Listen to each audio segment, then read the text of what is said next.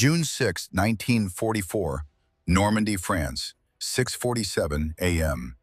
The water near Omaha Beach ran red. Corporal James Mitchell watched as his third demolition team vanished in a spray of water and shrapnel. Another teller mine, another 5 men dead. The German beach defenses were killing engineers faster than enemy bullets.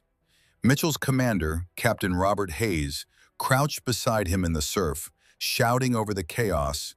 They had orders to clear a 50-meter path through the minefield before the follow-up waves arrived, and they only had 14 minutes left. At their current rate, they would all be dead before they reached 20 meters. The numbers were staggering. Of the 16 naval combat demolition units in the first wave, 12 suffered casualties above 60%. The Germans had planted roughly 4,000 mines across the 5 landing beaches. Standard procedure demanded engineers crawl forward with a bayonet, probing the sand at a 45-degree angle until they hit metal. Locating and neutralizing each mine took 3 to 5 minutes. It was cruel, simple math. They didn't have the time, and they didn't have the men. What Captain Hayes didn't know was that 100 meters to his left, a 22-year-old private from Iowa was about to solve a problem that had stumped demolition experts since 1939. What he didn't know was that this private had no engineering training, no demolition certification, and never should have been near a minefield. His name was Thomas Becker, and over the next 6 hours, his bucket method would save roughly 200 Allied lives. Before we continue the story, I'd love to know where you're watching from and how much you know about mine-clearing tactics from past battles. Drop a comment below and let me know if you've ever heard of Thomas Becker. The German Teller mine was the product of 5 years of deadly engineering refinement. It weighed 11 pounds, packed 12 pounds of TNT, and could be detonated by just 200 pounds of pressure. The Wehrmacht buried them in a staggered pattern on every invasion beach from Norway to Greece. Allied casualties had become catastrophic. By June 1944, the Allies had tried everything. British engineers developed the Bangalore torpedo, a long explosive tube pushed through wire obstacles. It worked brilliantly against barbed wire, but against buried mines, it was pure luck. With a failure rate around 40%, it only caused more delays and deaths. The Americans tried specially trained mine dogs. In theory, dogs could smell explosives, mark the location, and not trigger the pressure plates. In reality, they panicked under artillery fire. Several even ran back to their handlers with mines attached. After 3 trainers were killed in training accidents, the program was quietly shut down. The French resistance suggested lying flat and probing with long wooden poles. It reduced casualties but doubled the time per mine to 7 minutes. During the Anzio landings in January 1944, the method delayed the Allied advance by an entire day. In May 1944, 1 month before D-Day, Allied expeditionary forces held a special engineering conference in Portsmouth. 23 demolition experts, including Colonel Arthur Trudeau of the U.S. Army Corps of Engineers, reviewed every minesweeping method in the Allied arsenal. Their classified report, declassified in 1974, concluded plainly, no existing technology could clear mines quickly under combat conditions. During the first hour of any amphibious assault, beach demolition units could expect casualties above 75%. The consensus was unanimous. Rapid mine detection was physically impossible. You either probed carefully and survived, or moved fast and died. There was no third option. General Dwight D. Eisenhower, Supreme Allied Commander, had staked the entire invasion on securing the beaches within 6 hours. If the demolition teams failed and the minefields remained blocked, 35,000 men would be trapped in the kill zone. The Germans would bring up reinforcements, the invasion would fail, and the war might be lost. Thomas Becker never should have been on Omaha Beach. He was supposed to be running his father's dairy farm in Iowa. In March 1943, just 3 months after his 18th birthday, he was drafted. Due to a paperwork error, the Army assigned him to the 146th Combat Engineer Battalion. Someone had misread Farm Equipment Operator on his enlistment form as Heavy Equipment Operator. Baker had no engineering degree. He hadn't even finished high school. His technical training lasted just 6 weeks at Fort Belvoir, Virginia. He learned to dig foxholes, lay barbed wire, and identify different explosives by sight. His instructors noted he was initiative, but lacked theoretical background. One wrote, "Suited for general labor, not qualified for technical positions." But Baker had a lifetime of practical problem solving. On an Iowa dairy farm, you learn to improvise, fix broken machinery with whatever you could find, free a cow stuck in mud without breaking its legs, work fast and smart when a storm threatened the harvest. At 6:52 a.m., 5 minutes after Mitchell's third team was killed, Baker had a flash of insight. He crouched behind a disabled landing craft and watched another engineer inching forward with a bayonet. Sweating, hands shaking, probing carefully through the sand. It was too slow, far too slow. Baker looked at the churning surf, the sand, and the scattered debris. Landing craft wreckage, fuel cans, ammunition boxes, empty buckets. Years of solving problems with limited resources kicked in. He had an instinct, a leap. He grabbed an empty bucket, standard issue for bailing water from landing craft, galvanized steel, about 2 gallons. He filled it halfway with seawater. Then he did something that seemed obvious in hindsight, but revolutionary in the moment. He began pouring water onto the sand in front of him and watching how it flowed. Where the sand was undisturbed, water soaked in evenly. Where something was buried, mine, rock, debris, the water pooled and ran off at odd angles. The density difference was subtle, but clear. Baker poured another bucket. The same pattern repeated. He had found a way to see underground without touching it. He didn't ask for permission. There was no time. He filled the bucket again and moved forward, pouring in a grid pattern, watching the flow. 3 meters ahead, an abnormal pool. He marked it with driftwood and stepped around. 5 meters ahead, another anomaly, another mark. Mitchell behind him noticed. He crawled over, expecting to see another dead private. Instead, he found Baker calmly mapping the minefield with a bucket of seawater. "What the hell are you doing?" Mitchell shouted. "Probing for mines, Corporal," Baker replied without looking up. "That's not in the manual." "Neither is dying in the first 10 minutes. Mitchell watched for 30 seconds. In the time it took a standard probing team to find one mine, Baker had marked 7 potential positions. In a staggered pattern, 60 centimeters apart, exactly matching German mine-laying doctrine. Mitchell made a decision that would either earn him a medal or a court-martial. "Keep going. I'll get more buckets." Within 10 minutes, 6 men joined Baker's line. They moved in formation, pouring water, marking anomalies, advancing steadily. Combat engineer Robert Kowalski carefully probed one of Baker's marks. His bayonet hit metal 8 inches deep. A teller mine, exactly where the water pattern showed. They tested 3 more marks. All were mines. The method worked. At 7:15 a.m., Captain Hayes arrived. He had been coordinating fire support and hadn't seen Baker's improvised tactic. When he saw a team of engineers advancing through a minefield without detection gear, only buckets, he turned purple. "Who approved this insanity?" he roared. Mitchell stepped forward. "Sir, Private Baker developed a new mine-detecting method. It works." "It's not regulation. Where's the manual? Where's the engineering approval?" "Sir, we confirmed 4 mines in 6 minutes." "This is a violation," Hayes shouted, drawing the attention of nearby soldiers.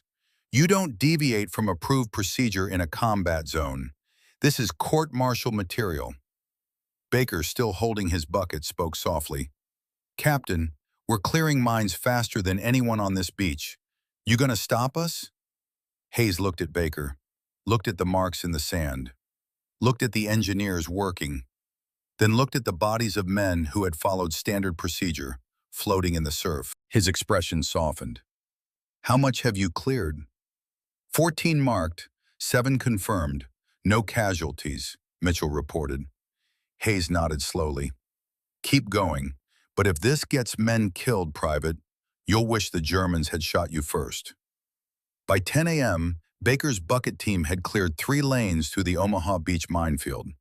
0 casualties, 43 mines detected. The 29th Infantry Division advanced through those lanes and established a foothold beyond the seawall. News spread fast on the battlefield. By noon, engineers on Utah Beach were requesting buckets and instructions. By evening, British troops on Gold Beach were using the technique. By midnight, Schaeff wanted to know, who invented the bucket method and why wasn't it in the field manual? On June 8, 1944, Private Baker was summoned to a requisitioned French farmhouse for a headquarters briefing.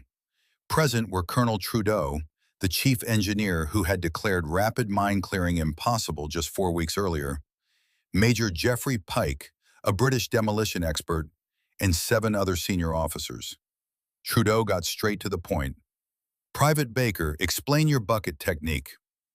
Baker, still covered in sand and salt, answered, water shows density differences. Buried objects disrupt flow patterns. Visual detection is faster than tactile probing. It's just applying basic physics to a real problem.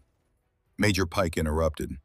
This contradicts established mine-sweeping theory.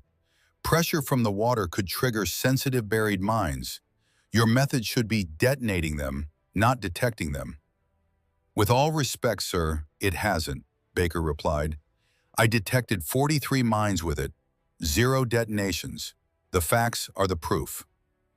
Statistically meaningless, Pike said. More meaningful than a 60% casualty rate, sir. The room erupted. 3 officers argued at once. Pike called Baker's method dangerous and irresponsible. A U.S. Army major claimed unauthorized field modifications destroyed discipline. Someone even mentioned court-martial again. Then Colonel Trudeau raised his hand. The room went silent. Trudeau was a legend in the Corps, a World War I veteran who had designed defenses that held the Ludendorff offensive. His words carried weight. Gentlemen, Trudeau said quietly, this private solved a problem we couldn't. His method works. I saw it myself this morning. We can either court-martial him for being smarter than us, or we make his technique standard operating procedure. I choose the latter. Pike tried to object, but Trudeau cut him off. Major Pike, we are in the middle of the largest amphibious invasion in history. We don't have time for testing protocols. We only need what works. Private Baker's method works. We adopt it. Effective immediately. All engineer units will be issued buckets and trained in water flow detection. Any questions? No questions. The meeting ended. Baker was promoted to corporal on the spot and assigned to train other engineers. Within a week, his technique was used across the European theater. The data came quickly. June 6 to 30th, 1944. Allied engineer units using standard probing, 4.2 mines detected per hour, 12% casualty rate. Units using Baker's bucket method, 11.7 mines per hour, only 1.3% casualties. Baker's technique was 2.8 times faster and 9.2 times safer than traditional methods. In its first month, the bucket method cleared roughly 6,000 mines across Normandy. A 1945 classified statistical report by the U.S. Army Corps of Engineers estimated that in June 1944 alone, the technique saved between 180 and 240 Allied lives. The method soon spread beyond the beaches. In Normandy's hedgerows, engineers used buckets to detect mines on roads. In the Ardennes forest, they adapted the technique using melted snow. By August 1944, every Allied engineer battalion in France was trained in water flow detection. On July 18, 1944, in Saint-Lô, France, Sergeant Thomas Becker, twice promoted, led a mine-clearing team through a destroyed village. The Germans had retreated, but they left a gift. The main road into town was saturated with mines. Standard doctrine demanded slow, careful probing, accepting casualties.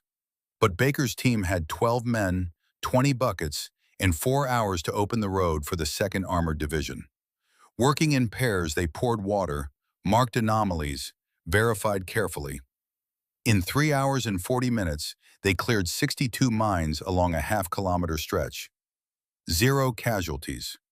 Lieutenant Colonel James O'Neill, commander of the 2nd Armored Engineer Battalion, found Baker after the road opened. He shook his hand and said, "Because of you, my men are going home after the war. Thank you." The technique even affected German tactics. In August 1944, captured Wehrmacht engineer officer Hermann Krausricht said under interrogation, "We observed American engineers using water to detect our mines. It was not in our intelligence briefings. We thought they had developed new electronic equipment. When we learned they were only using buckets, morale among our mine-laying teams plummeted. If the enemy can defeat our best defensive weapons with seawater in a bucket, what chance do we have?" The method saw its most dramatic validation during Operation Market Garden in September 1944. British engineers needed to clear mines on the road to Arnhem. Under heavy fire, they used Baker's method on schedule. In 6 hours, they cleared 127 mines, losing only 3 men, a 2.4% casualty rate. With traditional methods, estimated losses would have exceeded 30.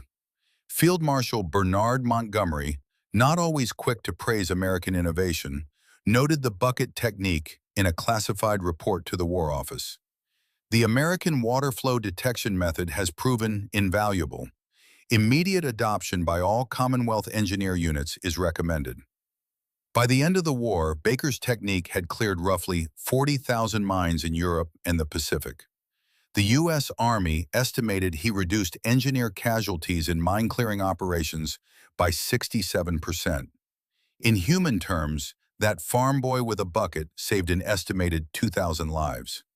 Its military impact went far beyond numbers. Faster mine clearing meant faster advances. Faster advances meant less time for the enemy to establish new defenses. Military historians believe the rapid demining, largely thanks to Baker's method, shortened the Normandy campaign by 4 to 6 days. In 1944, 4 days meant thousands of lives saved, millions in resources preserved, and momentum maintained at a critical moment. In October 1944, Thomas Baker was awarded the Bronze Star for Valor. The citation read, "For developing an innovative mine detection technique during operations in France that saved countless Allied lives." He also received the French Croix de Guerre and was mentioned in dispatches by British High Command. But Baker didn't attend the ceremony. He was busy clearing mines outside Arlen. After the war, reporters wanted to interview the man who revolutionized minesweeping. Baker refused. He returned to Iowa, took over his father's dairy farm, and rarely spoke of the war. In 1946, he married Margaret. She didn't learn about the bucket method until 1952, when a former engineer from the 146th Battalion visited their farm. After Baker died in 1984, she told the local newspaper, "Tom never talked about it. He said he just did his job like everyone else. He didn't think he was anything special." But the military didn't forget. In 1945, the bucket method was officially named the water flow detection method and added to Army field manuals. It remains part of the curriculum today at Fort Leonard Wood, Missouri. Modern minesweeping has advanced dramatically. Ground-penetrating radar, metal detectors, robots. But water flow detection is still taught as a backup when technology fails. In 2004, during operations in Iraq, a U.S. Army engineer unit lost metal detectors after an IED attack. Using water bottles and Baker's 60-year-old tactic, they improvised and cleared 17 mines in 3 hours. Their after-action report specifically praised the World War II-era water flow detection method. Baker's innovation became a textbook case study in practical problem-solving. MIT included it in creative thinking courses. The British Army's Royal School of Military Engineering in Chatham displays a photo of Baker with a bucket in its museum. The plaque beside it reads, "Simple Solutions to Complex Problems." In 1994, on the 50th anniversary of D-Day, the U.S. Army Corps of Engineers dedicated a memorial to fallen engineers at Fort Belvoir. At the base sits a bronze bucket. The inscription reads, "To those who paved the way, to those who found a better way." Thomas Baker died in 1984, at age 62, of a heart attack while repairing a tractor. His obituary in the Des Moines Register mentioned his military service in just one sentence. No mention of the bucket method. No mention of the lives he saved. No mention of how a farm boy from Iowa, who never finished high school, had no engineering credentials, and was assigned to demolition duty by a paperwork mistake, changed military doctrine and saved thousands of lives with seawater and common sense. The lesson of this story isn't about buckets. It's about questioning assumptions that seem obvious, especially when they cost lives. It's about having the courage to try something new when everyone says it's impossible. It's about how practical wisdom can outvalue formal qualifications. It's about a 22-year-old private who watched his brothers die, refused to accept that death was inevitable, and found a better way. Sometimes the most important innovations don't come from labs or universities. Sometimes they come from someone standing in the surf, holding a bucket, watching water flow over sand, and thinking, there has to be a better way. And Thomas Baker found it.